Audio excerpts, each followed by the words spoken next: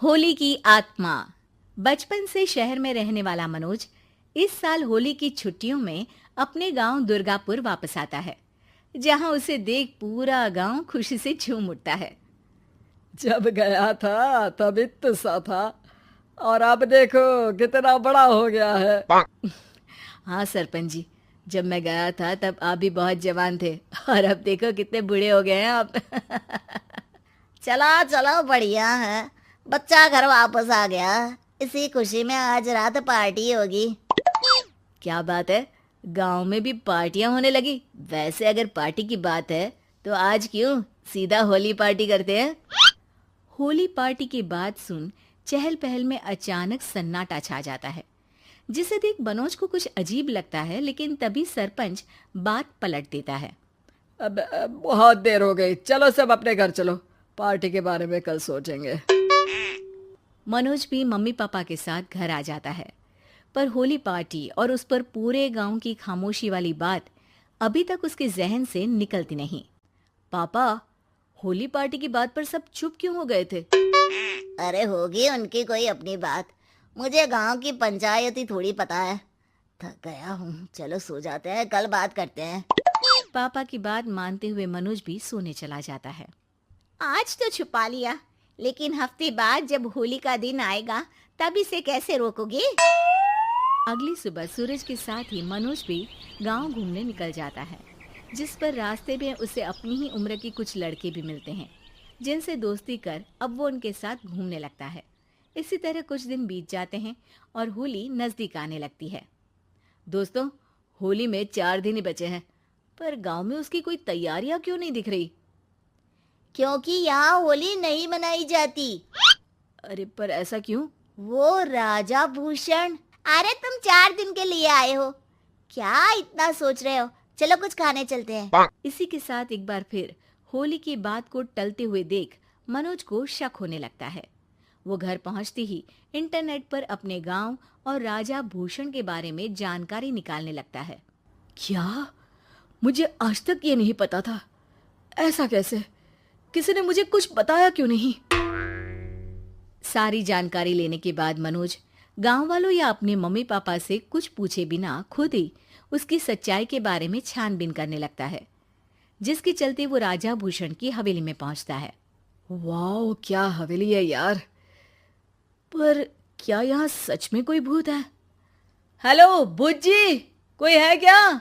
हम इस साल गांव में होली सेलिब्रेट कर रहे हैं, क्या आप उस पर थोड़ा इंटरव्यू देंगे? मनोज के ऐसा बोलते ही गांव में तूफान उठ जाता है और हवेली में रखी सारी चीजें हिलने लगती है। एक अदृश्य शक्ति मनोज को धक्का देकर हवेली से बाहर निकाल दरवाजा बंद कर लेती है। ये सब देख मनोज हैरान रह जाता है। क्या अभी मुझे हवा ने धक्का देकर बाहर निकाल दिया? मेरे होते हुए इस गांव में कभी होली नहीं मन सकती, इसलिए दोबारा ऐसी कोशिश भी मत करना, अंजाम बुरा होगा।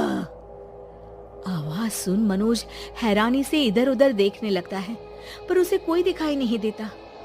वो गांव वापस आ जाता है, जहां तूफान की वजह से सब कुछ तहस महस हो चुका होता है।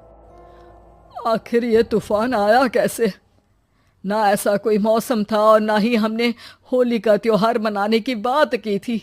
सरपंच की बात पर कोई रिएक्शन दिए बिना मनोज चुपचाप अपने घर चला जाता है।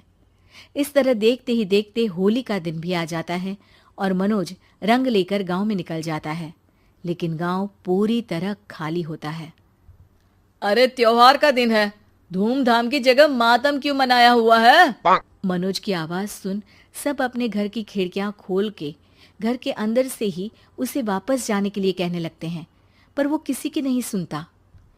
तुझे पहले भी समझाया था, अगर होली खेलने की कोशिश भी की तो अच्छा नहीं होगा। अरे बात मान लो बेटा, तुम्हें सच नहीं पता। मुझे सब पता है। सालों पहले इस राजा ने एक अंधविश्वास फैलाया और आप लोग आज तक उसे मानते आ रहे हो। अरे बेटा, जब तुम पैदा भी नहीं हुए थे उससे भी बहुत पहले से इस गांव पर होली का श्राप है। अगर गांव में होली का त्योहार मनाया जाता है तो प्रलय आना पक्की बात होती है। राजा भूषण इस सब में नहीं मानते थे और त्योहार मनाने लगे, जिसके चलते होली वाले ही दिन पहले उनके बेटे की और फिर उनकी मृत्यु हो गई। तभी से गांव की रक्षा के लिए उनकी आत्मा उस हवेली में रह रही है। सबकी बातें सुन मनोज उलझन में पड़ जाता है। सोचना भी मत मनोज, अगर तुमने इस परंपरा को तोड़ने की कोशिश भी की तो उसका परिणाम इस गांव और गांव के लोगों के लिए अच्छा नहीं होगा। मुझे भी यकीन नहीं हो रहा कि आप लोग एक बेतुकी बात को मानकर सालों से रंगों के त्योहार को मातम की तरह मनाते आ रहे हो।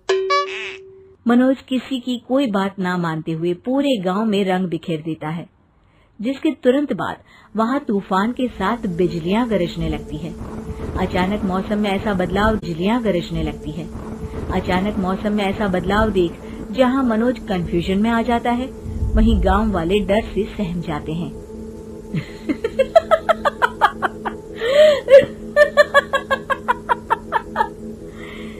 इस लड़के ने हमारे जैसे सिर्फ अपने स्वार्थ के लिए नहीं बल्कि पूरे गांव की खुशियों के लिए यहाँ होली मनाई है, जिस वजह से अब इस गांव पर होली का श्राप टूटता है।